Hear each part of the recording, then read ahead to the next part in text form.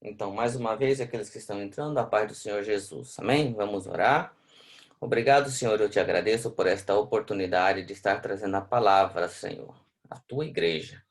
Que não seja eu, mas seja o Senhor falando aos corações dos teus filhos, aqueles a qual o Senhor marcou um encontro nesta noite. Pois sabemos que o Senhor, ó Pai, é aquele que sabe de todas as coisas, o Senhor é aquele que vasculha, Senhor, o nosso interior. Tua palavra diz que teu Espírito vai até o mais profundo, ó Pai, na divisa de juntas e medulas. E neste momento onde vamos estudar a tua palavra, Senhor, vamos aprender mais de ti. Que o Senhor então abra o nosso entendimento, abra a nossa mente, ó Pai, para receber aquilo que o Senhor já tem preparado, para falar aos nossos corações, para nos corrigir, para nos direcionar e para nos preparar, nos capacitando para a tua obra, Senhor. Então, usa-me de acordo com a tua vontade, que nada venha de mim, mas que seja o teu Santo Espírito usando a minha pessoa como instrumento para a tua obra. O que eu te peço e te agradeço em nome de Jesus. Amém? Glória a Deus por isso. Irmãos, a gente vai começar com um tema que, na verdade, já foi falado muitas e muitas vezes, né, na igreja, mas é interessante a gente sempre falar de novo, porque Paulo mesmo diz, né, não me canso de ser repetitivo, porque isso é bom para vós, né?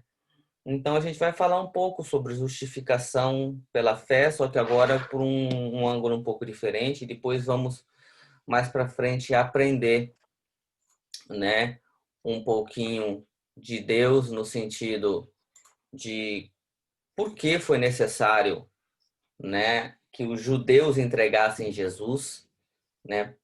Porque isso tudo, em tudo que Deus faz, tem um sentido. Tudo que Deus faz tem um motivo para ser, né?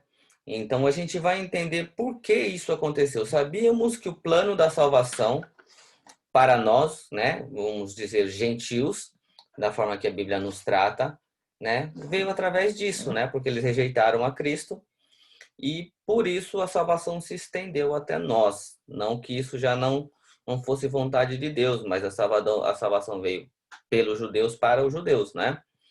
E vamos entender então por que isso aconteceu. A gente vai ler bastante hoje, então vamos começar. E a gente vai ficar praticamente preso no livro de Gálatas e no livro de Romanos. Então você já vai deixando meio aberto aí, que a gente vai estudar basicamente em cima dessas duas cartas de Paulo. Amém? Então vamos começar lendo Gálatas capítulo 2, versículo 16.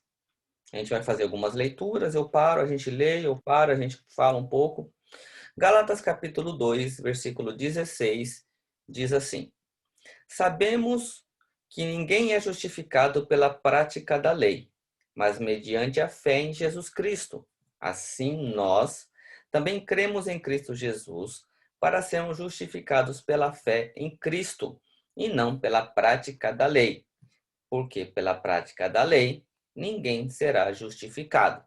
Lógico que isso aqui a gente já ouve cotidianamente, geralmente todos os cultos se fala um pouco sobre isso, e nós entendemos que não é pelo muito fazer, né? Que não é pela prática da lei, que não é por não fazer mais até coisas que se fazia no Antigo Testamento, como sacrifícios e tudo mais, mas sim, no tempo da graça, é pela fé em Cristo. Mas vamos continuar, que depois a gente vai abrir um pouco mais.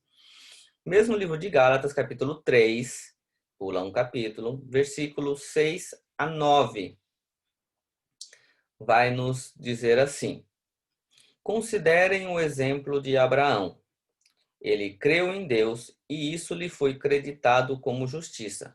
Estejam certos, portanto, de que os que são da fé, estes é que são filhos de Abraão.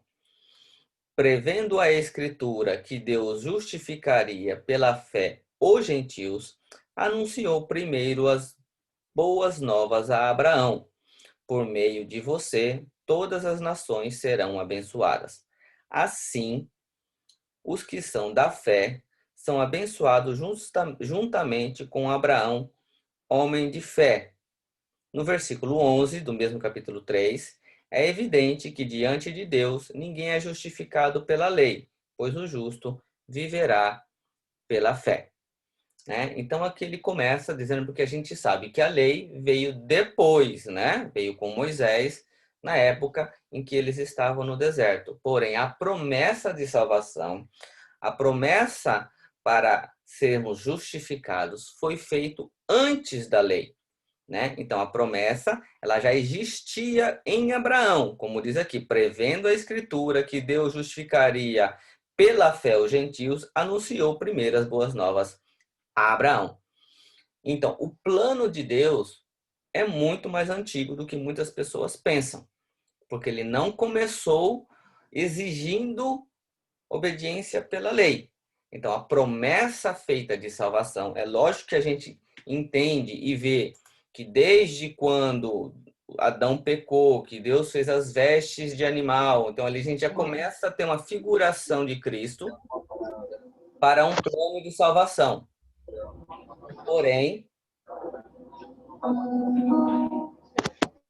Porém, a gente entende aqui por esta palavra que Deus, né, ele já fez, ele já traz essa promessa de salvação, essa promessa de sermos justificados pela fé antes de Moisés ou antes da lei, né? Porque nós sabemos que Abraão é conhecido como o pai da fé.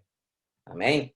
Então isso vem antes, então ninguém é salvo pela genealogia. O que acontece? A gente sabe que muitos judeus acreditavam ser salvos por serem da descendência de Abraão, né?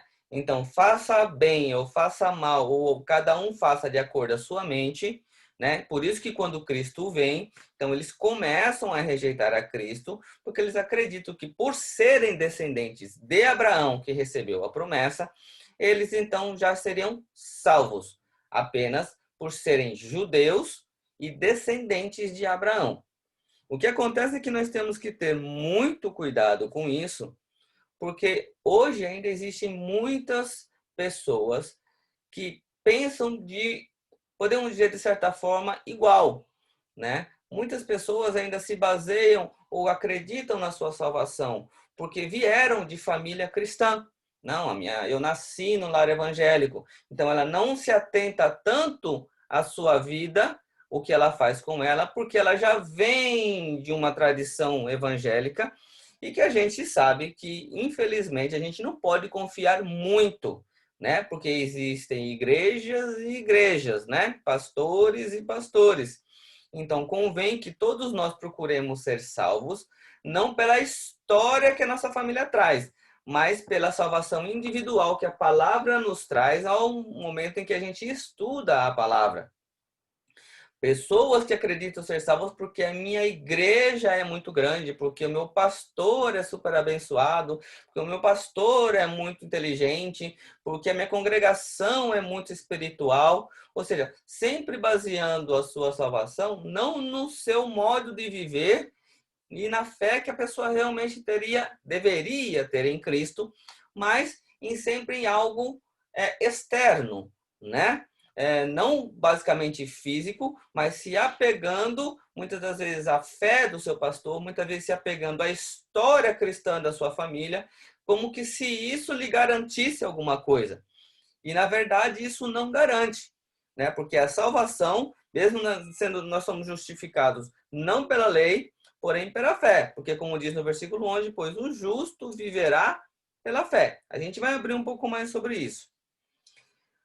Aí no mesmo capítulo 3, versículo 16 e 17, a gente lê assim: Assim também as promessas foram feitas a Abraão e ao seu descendente. A escritura não diz e aos seus descendentes, plural, como se falando de muitos, mas ao seu descendente, dando a entender que se trata de um só, isto é, Cristo.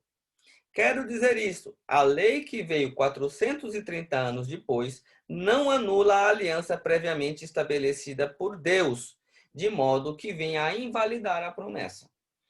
Então, quando aqui a palavra nos diz que ninguém será salvo pela lei, mas pela fé, é exatamente isso que esse versículo 16 e 17 diz. Porque a promessa foi feita antes da lei. A lei que veio depois com Moisés, ela não pode anular a promessa feita a Abraão, né? Porque a promessa foi feita antes da lei. Então, a gente tem que entender que quando ele fez a promessa que seria pelo seu descendente, então já apontava para Cristo. Ou seja, todos nós hoje somos salvos ou justificados pela fé no descendente de Abraão, que é Cristo Jesus. Todos seriam abençoados por causa de Abraão e pelo seu descendente, né? Que já estava planejado, que era Cristo Jesus. Não seriam muitos, mas um descendente. Isso a palavra nos deixa aqui muito clara. Por isso que a lei que veio após com Moisés, no tempo que eles estavam no deserto, onde Deus deu a lei para eles, né? Ela não anula a promessa que Deus fez a Abraão. Então, a gente vai entendendo que por isso que não somos justificados pela lei, porque Deus já tinha estabelecido que os gentios seriam justificados pela fé, assim como a fé de Abraão.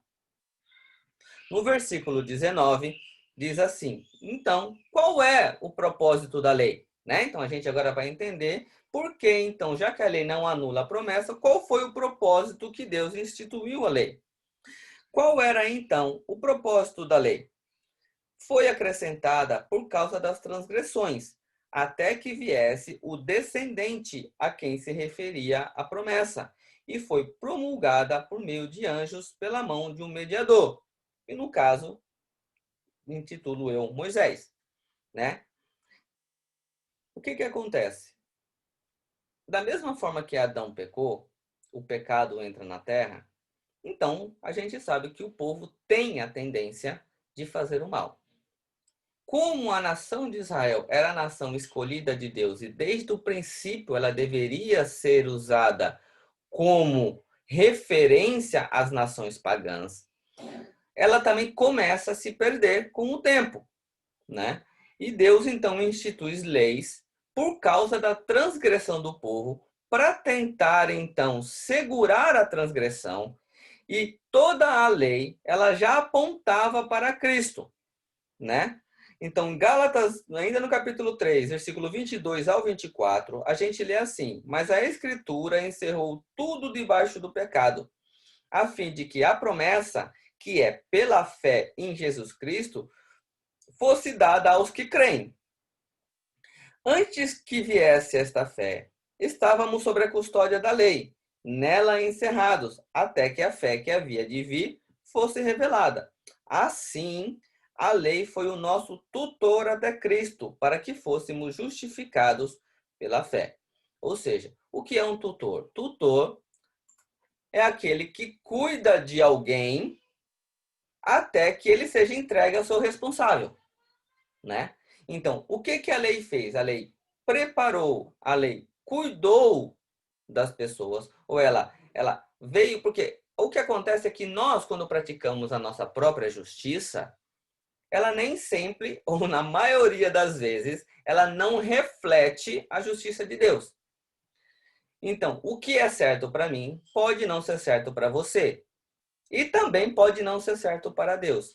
Porque nós sabemos que a lei veio para abundar o pecado, né? Porque ele veio para mostrar que aquilo que nós fazemos e que muitas vezes nós justificamos ser certo ou correto, diante dos olhos de Deus, não é.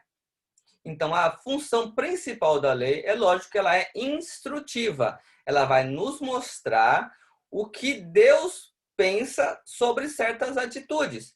E é isso que nós lemos na Bíblia. Deus falando o que diante dele é correto e o que não é correto. E eu tenho certeza que você, muitas das vezes, leu partes da Bíblia onde você considerava coisas serem normais e que, na verdade, para Deus não é. Como para muitas relações homoafetivas, são coisas normais, coisas modernas, coisas da época.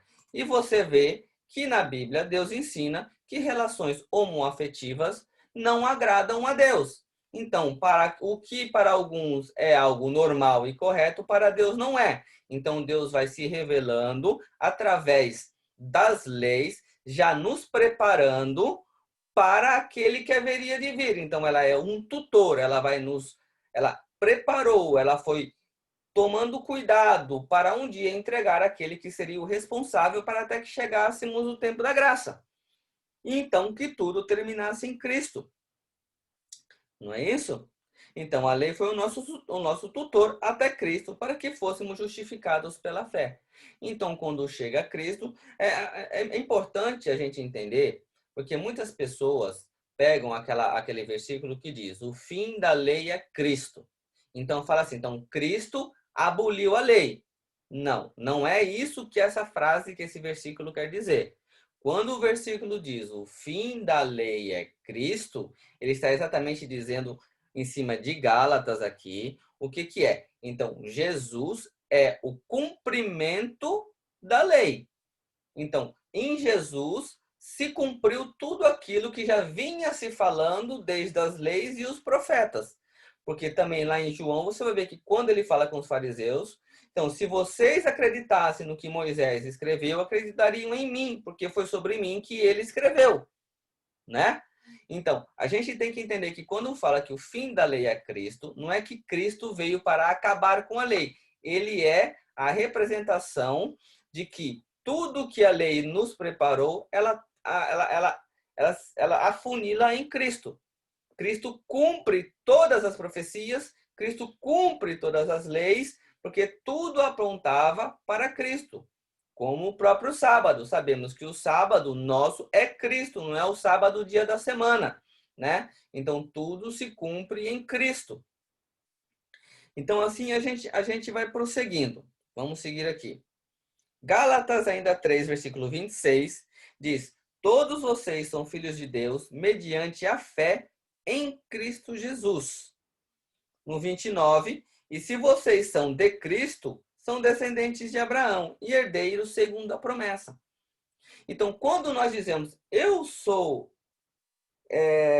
filho de Deus e sou herdeiro e sou descendente de Abraão, não é pelo sangue, porque é isso que a palavra diz. Ninguém será salvo por ser descendente sanguíneo. Ninguém será salvo por fazer parte da nação judaica. Nós somos salvos pela fé em Cristo, assim como Abraão foi, segundo a promessa feita a Abraão, né? Então, o que acontece? Quando Jesus, então, ele dá aos seus discípulos a função de pregar o evangelho, a gente entende, a gente conhece no livro de Atos e a gente vai para Coríntios e tudo mais, que há um pequeno mal-entendido entre a pregação de Paulo e a pregação dos outros apóstolos.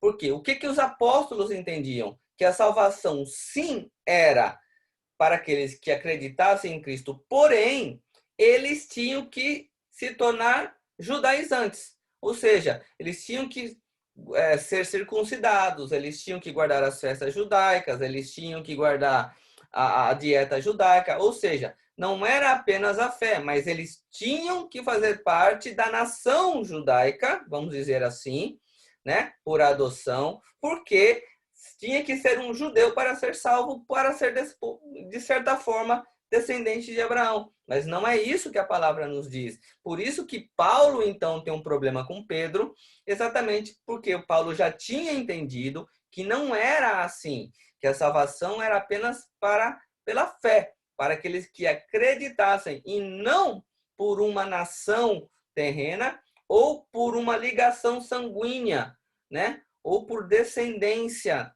que nós éramos salvos, mas mediante a fé. No capítulo 4, vamos pular um capítulo, vamos passando aí, capítulo 4, versículo 4 e 5. Mas quando chegou a plenitude do tempo, Deus enviou seu filho, nascido de mulher, nascido debaixo da lei, a fim de redimir os que estavam sobre a lei, para que recebêssemos a adoção de filhos. É muito fácil você ouvir por aí pessoas dizendo, mas todos somos filhos de Deus, né? Todos somos filhos de Deus. Mas acontece que a Bíblia não diz bem assim, né? Nós somos filhos de Deus e somos recebidos por adoção mas para aqueles que acreditam, creem em Jesus Cristo, no seu sacrifício e obedecem à palavra de Deus. Os demais não são filhos de Deus porque são filhos da desobediência. É muito fácil e é muito simples você ir no enterro de alguém que não é um cristão ou que não tem uma vida com Cristo e todo mundo fala, que Deus o tenha. Muitas pessoas fazem muita coisa errada na vida toda e no fim, quando morre, que Deus o receba, que Deus o tenha no céu. Infelizmente, isso não é uma realidade, né? Todo mundo quer fazer um monte de besteira na vida e no fim quer ir para o céu. Às vezes, até em vida, diz que céu não existe, né? Mas no fim da vida, todo mundo quer ir para o céu. Isso é muito estranho, né? Muitas pessoas às vezes nem acreditam em Deus, mas no fim quer ir para o céu. É difícil de entender essas coisas. Mas é porque, no fundo, todo o homem, ele tem um vazio dentro de si, que é um vazio espiritual, que o dinheiro não pode preencher, que a fama não pode preencher, que diploma não pode preencher. Porque desde os tempos remotos, o homem sempre teve uma necessidade de atingir e de ter algo espiritual. A gente vê aí, às vezes, tribos de índios, a gente vê civilizações antigas, adoravam sol, lua, sempre com o intuito de adorar algo espiritual, porque isso sempre existiu. Porque Adão, quando ele foi expulso do paraíso, ele não deixou de conhecer a Deus. E com certeza ele passou isso para os seus filhos, de que existia Deus, existia um mundo espiritual. E isso se espalhou em toda a descendência, em qualquer direção que qualquer pessoa fosse, mesmo que depois as coisas foram sendo deturpadas, ou as pessoas foram seguindo de formas erradas, né? Porque o que acontece? Deus é um Deus para ser servido. Mas o homem, na sua ganância, ele quer ser servido. Então, eles criaram deuses para servi-lo, porque não queriam servir a um Deus. Então, a gente vê a maioria desses deuses pagãos, na verdade, eles existiam para servir ao homem. O homem ia lá, fazia um sacrifício, fazia uma oblação, ou sacrificavam crianças. Para quê? Para que eles fizessem as suas vontades. Então, os deuses dessas outras nações, se você for parar para perceber, na verdade, eles eram deuses que serviam e não eram servidos. Eles tinham honraria, eles tinham, né, recebiam ofertas, mas toda vez que isso acontecia, é para que eles servissem à vontade dos homens. Porém, o nosso Deus, é nós que temos que fazer a vontade dele, e não ao contrário. Por isso que nós não aceitamos deuses estranhos, não fazemos idolatria, porque nós entendemos que nós estamos aqui não para ser servidos, mas para servir. E essa é uma grande diferença. E há muitas pessoas aí fora que querem vir para a igreja pensando que vão adorar a Deus e que Deus vai fazer a sua vontade. E por isso praticam obras, acreditando que uma vez que eles fazem sacrifícios, né, que eles dão mais do que os outros, ou se sacrificam de várias outras formas, ou fazem boas obras. Então eles fazendo isso, Deus vai se agradar e vai fazer a sua vontade. Não funciona dessa forma. Primeiro que a palavra diz que as boas obras foram feitas para que nós andássemos nela, e não ao contrário. Então nós somos feitos para servir a Deus, e não Deus para nos servir. Então, por isso que nós somos justificados pela fé, porque nós temos que acreditar, mesmo sem ver. Porque assim como Jesus disse lá para Dídimo, né? Ele falou, olha, conhecido como Tomé, né? Olha, bem-aventurado aqueles que não viram e creram, né? Porque muitas pessoas querem ver sinais e maravilhas para crer, porém nós não precisamos, porque sabemos que ele existe. E por isso, e por essa fé, nós somos reconhecidos como filhos de Deus, por adoção. E não simplesmente porque somos criaturas de Deus, né? Nós todos são feituras dele. E todos deveríamos, né, ser filhos dele pela fé. Porém, isso não é verdade, né? Então, filhos de Deus são apenas aqueles que o reconhecem como Senhor e Salvador, praticam a sua vontade. Então, esses são reconhecidos como filhos de Deus e vão herdar com Cristo tudo aquilo que o Pai já prometeu. Então, nós somos co-herdeiros com Cristo. Mas aqueles que são justificados pela fé. Ainda no capítulo 4, versículo 8 e 9. Aqui a gente vai falar um pouquinho. Antes, quando vocês não conheciam a Deus, eram escravos daqueles que, por natureza, não são deuses. Mas agora, conhecendo a Deus, ou melhor, sendo por Ele conhecidos, como é que estão voltando àqueles mesmos princípios elementares, fracos e sem poder? Querem ser escravizados por eles outra vez? Irmãos, isso aqui é uma realidade, infelizmente. E o interessante aqui é que ele diz, mas conhecendo a Deus, ou melhor, sendo conhecido por Ele. Eu sempre falo, eu levo muito a sério o batismo. Batismo para mim é algo muito sério. Não é apenas para encher número de membros de igreja. Então, quando nós batizamos, nós nos tornamos parte do corpo de Cristo, né? Então, Cristo nos perdoou dos nossos pecados. Deus não lembra mais o que nós fizemos. Nós vimos lá em Isaías 53, numa outra pregação, né? Então, agora, nova criatura nós somos, porque o batismo significa que nós, então, entendemos quem é Deus e queremos abandonar o nosso velho homem, né? Vamos morrer para o pecado e vamos nos tornar nova criatura em Cristo Jesus. Glória a Deus por isso. Só que não é tão simples como as palavras parecem ser. Porque uma vez em que você se batiza, faz a sua confissão de fé e a sua confissão pública, que você entra no corpo de Cristo, agora Deus vai querer de você, Ele vai cobrar você por isso que você fez, porque você fez um voto com Deus. Na verdade, você fez um voto com Deus de agora procurar ser uma nova criatura e de acordo você vai se aprofundando e vai aprendendo, então você vai se tornando uma pessoa melhor e vai ficando mais distante daquele velho homem que você era. Porém, muitas pessoas acabam se acostumando com a vida cristã. Muitas pessoas acabam acreditando que o batismo apenas salva e que você não pode perder a sua salvação e acabam relaxando na fé. Só que agora você se apresentou diante de Deus para ser uma nova criatura. Então diz aqui, não só conhecendo a Deus, ou melhor, sendo por Ele conhecido. Porque agora Deus vai te cobrar pelo voto que você fez. Como é que estão voltando aqueles princípios elementares fracos e sem poder? Quantas pessoas na igreja acabam voltando a fazer e a praticar atos que praticavam quando não conheciam a Deus? Ou acabam acreditando, ou o inimigo acaba enganando, que não tem problema algum, que é pequena coisa. Voltam a mentir, voltam a frequentar lugares que não deviam, a fazer e a falar algo que já não deviam mais, porque Cristo nos libertou da escravidão do pecado.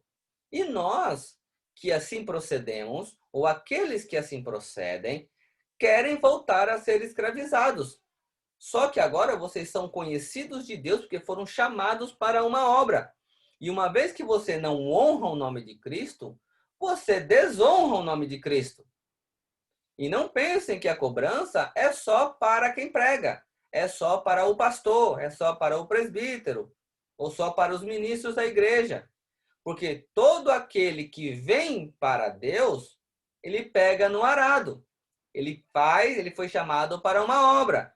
Então, aquele que olhar para trás, meu coração não se agrada dele. Aquele que largar o arado, ou aquele que quiser voltar para trás, Deus não se agrada dele. Por quê? Porque você será cobrado pelo chamado que você recebeu, escutou e atendeu.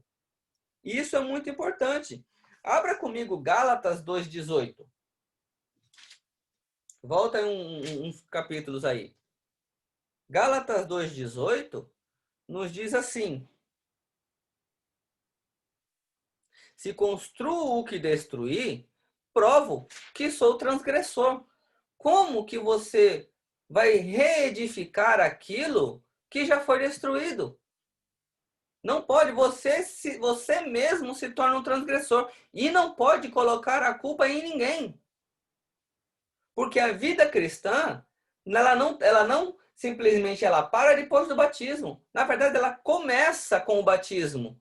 E você tem que procurar conhecer a vontade de Deus, procurar deixar que as leis de Deus cada vez mais exponham o seu pecado, porque a palavra diz: aonde abundou o pecado, superabundou a graça. Porque agora nós estamos no tempo da graça. Então a lei, ela mostrava ao povo as suas transgressões, como ela faz até o dia de hoje. E ela é válida. Toda lei continua sendo válida. Então, ela mostra as nossas transgressões. Porém, em Cristo Jesus, uma vez, como diz Provérbios 28:13, né? Aquele que se arrepende e deixa, alcança a misericórdia. Só que para você se arrepender, você tem que entender que aquilo que você faz é errado diante de Deus. E essa é a função da lei.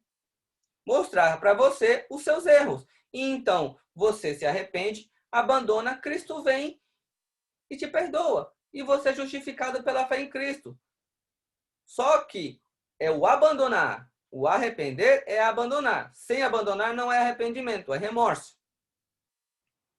Abra comigo 2 Pedro, acho que é 2 Pedro, na segunda é primeira, capítulo 2.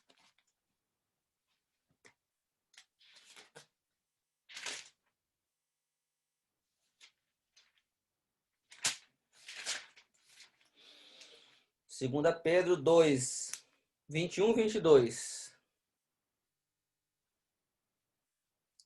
Teria sido melhor que não tivessem conhecido o caminho da justiça, do que depois de o terem conhecido, voltarem as costas para o santo mandamento que lhe foi transmitido. Confirma-se neles o que é verdadeiro provérbio: o cão volta ao seu vômito, e ainda a porca lavada volta a revolver-se na lama. Vocês prestaram atenção no versículo 21? Teria sido melhor que não tivessem conhecido o caminho da justiça, do que depois terem conhecido e voltado as costas para o santo mandamento. Isso é muito sério, irmãos. Porque uma vez que você recebe o santo mandamento, uma vez que você conhece o caminho da justiça, quantas e quantas pessoas, quando estão com problemas financeiros, problemas no casamento, outros problemas familiares ou enfermidades, né, nela ou em seus familiares, procuram e estão na igreja e fazem vigília e fazem oração e estão ali constantemente. Mas quando a coisa se resolve, quando aquele problema se resolve, a pessoa volta para trás e começa a cometer erros piores do que tinha cometido. Isso está dizendo aqui, muito cuidado. Antes não tivesse conhecido. Antes você não tivesse conhecido, porque a palavra do Senhor nos diz que ninguém será tomado por inocente naquele grande dia. Então nós temos que entender que isso é muito sério.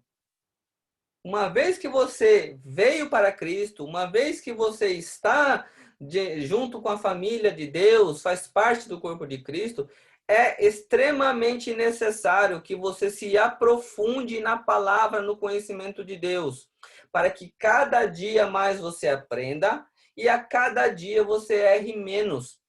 Porque a nossa força jamais será capaz de fazer com que a gente caminhe. Mas a força que vem do Senhor é que nos capacita a melhorar e a dizer não às coisas do mundo. Porque se você não... Porque a palavra diz que é pela fé. Só que por onde vem a fé? Vem pela oração? Não. Vem por ir à igreja? Não. A palavra do Senhor diz, a fé vem e vem pelo ouvir a palavra de Deus. Estudar a palavra de Deus. Conhecer a Deus através da revelação da tua palavra. Então, a sua fé só vai crescer quanto mais você lê, quanto mais você estudar a palavra de Deus. E é aí onde nós temos que nos apegar. Esses 2 versículos que nós lemos é extremamente forte e importante. Se eu construo aquilo que foi destruído, eu mesmo me torno um transgressor. e antes não tivesse conhecido o caminho da justiça. E como diz o provérbio, é o cachorro que volta para o próprio vômito, a porca que volta a se esfregar na lama. Olha como Deus vê essas coisas, é muito sério isso, irmãos. Vamos passar para o livro de Romanos.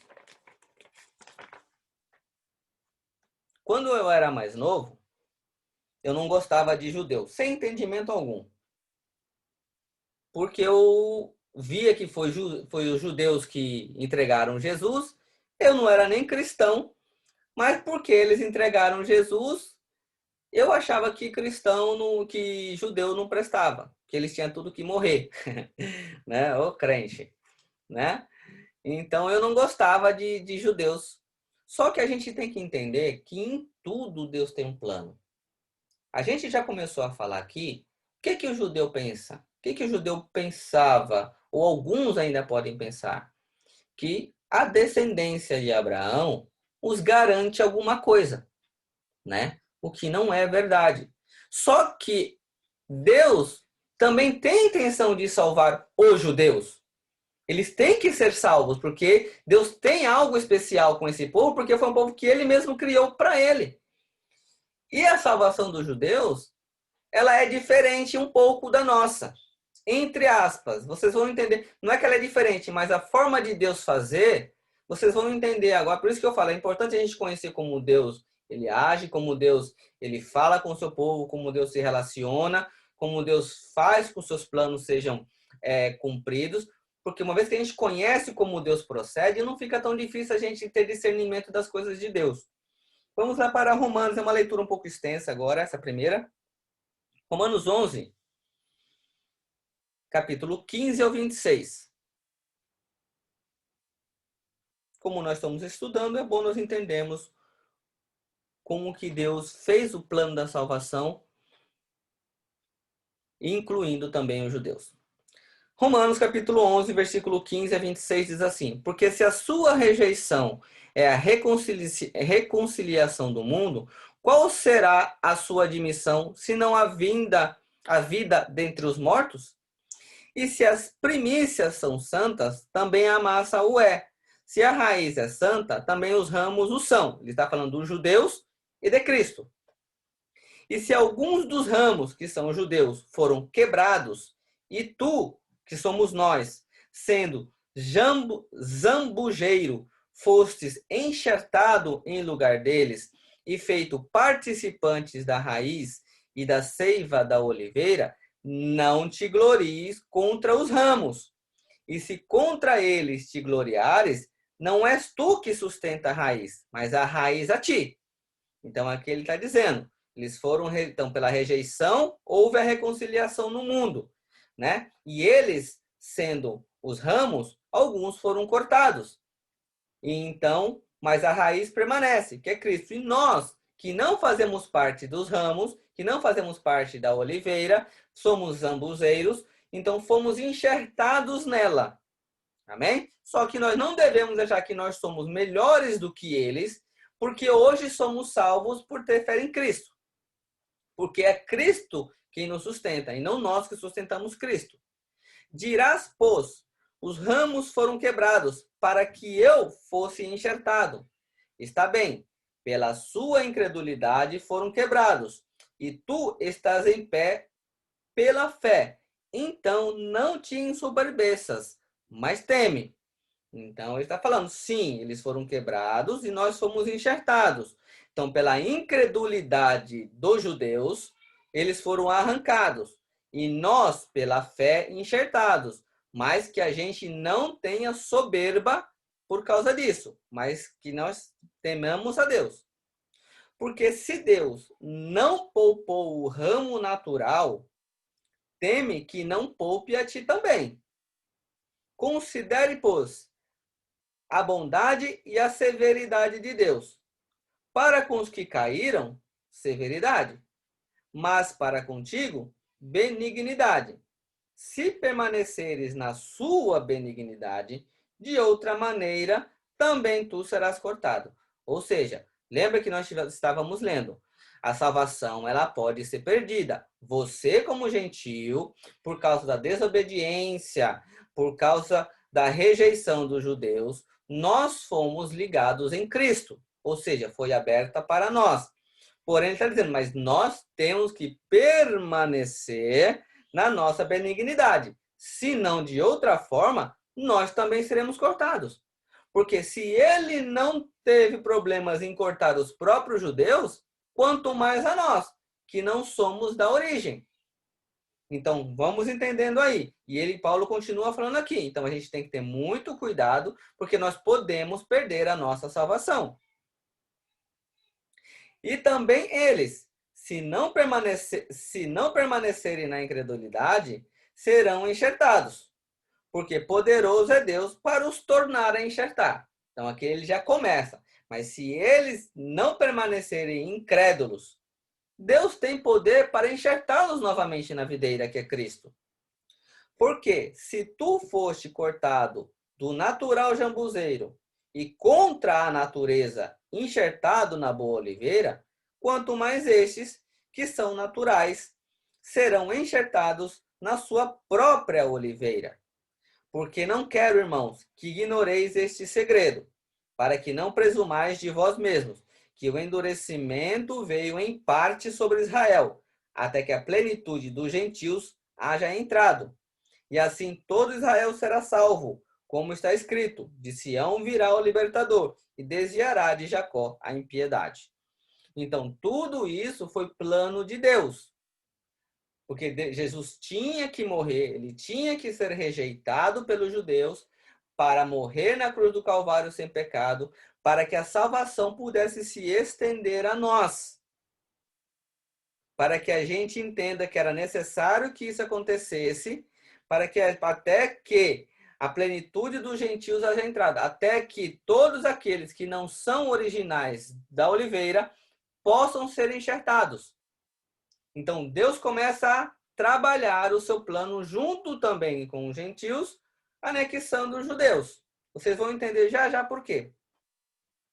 No capítulo 11, subindo, voltando um pouco, no versículo 11 e 12, Paulo vai escrever assim: digo, pois, porventura tropeçaram para que caíssem? De modo nenhum. Mas pela sua queda veio a salvação aos gentios, para os incitar à emulação. E se a sua queda é a riqueza do mundo, e a sua diminuição a riqueza dos gentios, quanto mais a sua plenitude. Então, a gente tem que entender que aqui Paulo está escrevendo, ainda há um plano especial para os judeus. Nós temos que entender que eles tropeçaram, mas não caíram, né? E de modo algum a sua queda, mas a sua queda veio para a salvação dos gentios. Então, o plano de Deus era que eles assim procedessem, para que eles tropeçassem, para que a salvação fosse estendida até nós pela crucificação de Cristo. Então, vamos entendendo aqui. Então, se a sua queda é a riqueza do mundo e a sua diminuição, a riqueza dos gentios. Então, a nossa riqueza hoje vem porque um dia os judeus rejeitaram a Cristo. No mesmo capítulo 11, vamos para o versículo 30 e 32. Agora vocês vão entender o plano de salvação de Deus para os judeus. Capítulo 11, versículo 30 a 32. Porque assim como vós também antigamente fostes desobedientes a Deus, mas agora alcançaste misericórdia pela desobediência deles, assim também estes agora foram desobedientes para também alcançarem misericórdia, pela misericórdia a vós demonstrada. Porque Deus encerrou a todos debaixo da desobediência, para com todos usar de misericórdia. Eu sei que o livro de Romanos, se não é o mais, é um dos livros mais difíceis de se estudar, porque ele tem um profundo teor teológico.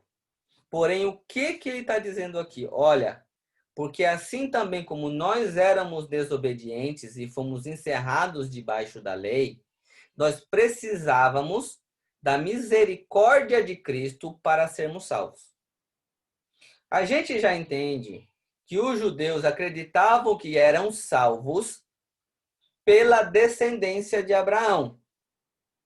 Porém, Deus faz com que eles se tornem desobedientes e rejeitem a Cristo, para que eles possam alcançar a salvação através também da misericórdia de Deus em Cristo, porque não há salvação fora de Cristo. Por isso que a gente lê lá em Apocalipse, depois a gente vai ler lá nas Revelações, que vai chegar um dia em que todo olho verá, todo joelho se dobrará e toda língua confessará que só Deus, só Jesus é o Senhor. Porque por mais que eles tenham rejeitado e eles hoje vivam na desobediência, porque eles são desobedientes à lei que eles acreditam, porque a lei falava de Cristo. Então, para ser salvo, eles necessitam da misericórdia, porque como eles vivem pela prática da lei e pela lei não há salvação, eles necessitam entender que é pela fé em Cristo. Então, se Deus assim não o fizesse, eles não seriam salvos, porque eles precisavam então ser aqui, ó. Assim também esses agora foram desobedientes, para também alcançarem misericórdia. Pela misericórdia a vós concedida, ou seja, pela mesma misericórdia que Deus deu a nós, Deus então vai conceder aos judeus. Porque Deus colocou todos debaixo da desobediência, para que nós dependêssemos não da nossa ligação sanguínea, não da nossa descendência familiar, mas que todos nós dependêssemos da misericórdia de Deus. Então Deus, o seu plano, ele é muito maior do que a gente apenas pensa. E tudo o que aconteceu com Jesus, nós sabemos que Jesus, ele não foi morto, ele se deixou matar, ele se entregou por nós, né? Até que quantas vezes não quiseram livrar Jesus, ele falou: "Não, isso tem que se cumprir. Essa é a vontade do Pai." Porque senão, isso não seria possível. Se eles não tivessem desobedecido, se eles não tivessem rejeitado a Cristo, nós não teríamos recebido a Cristo sendo salvos pela misericórdia e eles não estariam debaixo da desobediência para serem salvos pela misericórdia de Deus. Existem judeus messiânicos, como ainda existem judeus ortodoxos, que ainda só vivem pela lei, pelo livro da lei e os profetas. Não aceitam o Novo Testamento, não recebem Jesus como seu Senhor e Salvador. E a gente sabe que eles vão continuar sendo enganados e vai vir o anticristo e vai construir o novo templo de Salomão. Então, quando esse anticristo quiser ser adorado como Deus, por mais que eles tenham errado, por mais que eles tenham rejeitado a Cristo, os judeus não adoram outro Deus. Então, aí eles vão perceber e vão entender que Cristo era o Messias. E então, pela fé e por reconhecer a Deus, vão entender que agora é pela misericórdia de Deus, porque eles viveram em desobediência. E aí sim, eles serão salvos. Deus ainda tem algo especial com os judeus.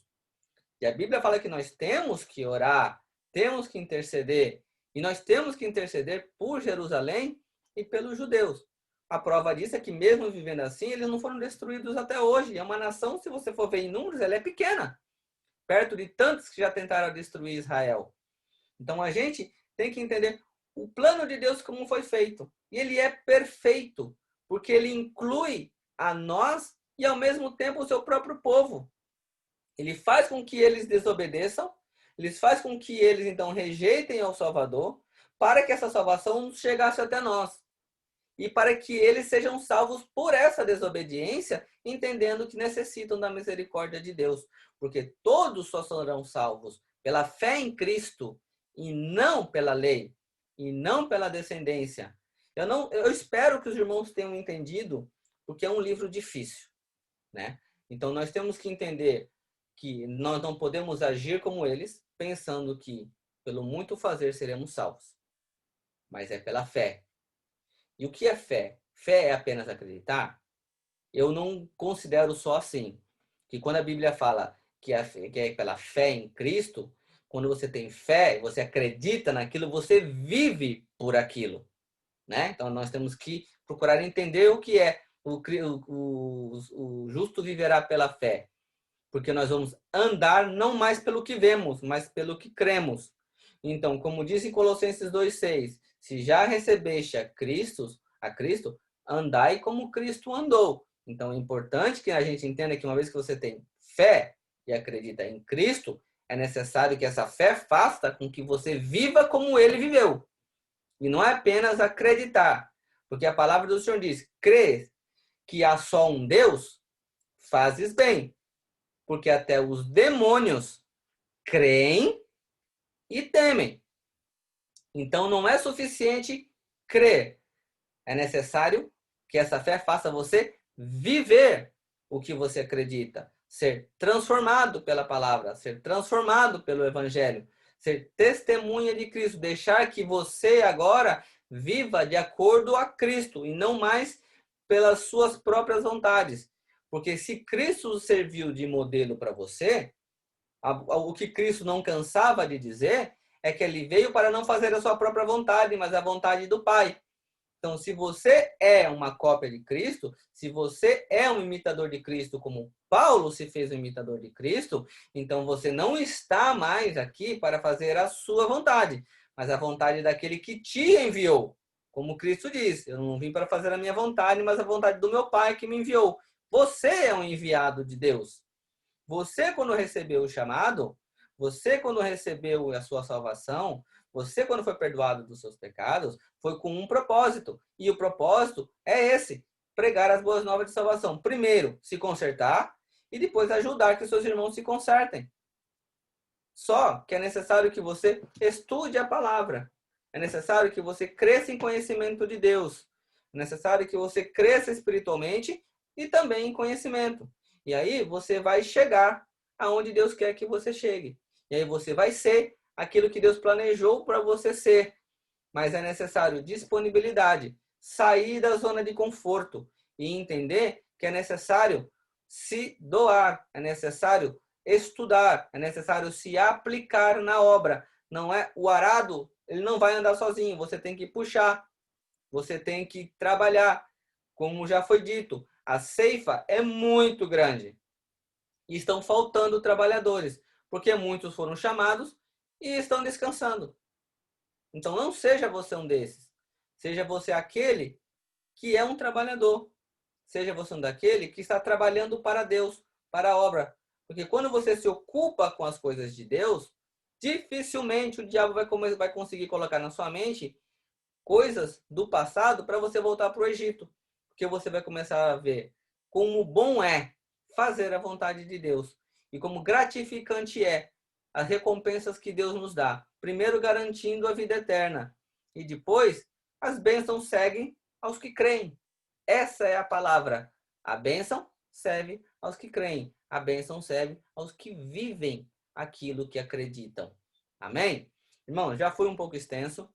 Eu quero agradecer a presença dos irmãos que aqui estão, né? Peço desculpa pelo tempo, mas eu espero que os irmãos tenham estudado um pouco comigo, tenham aprendido um pouco. É um assunto que sobre a salvação pela fé que é muito falado na igreja, mas que os irmãos tenham entendido um pouco sobre a carta de Romanos, sobre o plano da salvação de Deus, incluindo os judeus, e como foi feito esse plano e por que, né? Tudo isso foi necessário. Por que foi necessária a morte de Cristo? Por que foi necessário tudo aquilo acontecer para que não só nós, né, pelo erro deles fomos salvos, mas agora por causa desse mesmo erro eles também estão debaixo da desobediência para ser salvos pela misericórdia de Deus. Amém? Eu quero agradecer então mais uma vez pela presença de todos vocês, né? E que vocês fiquem na paz do Senhor Jesus Cristo. Amém?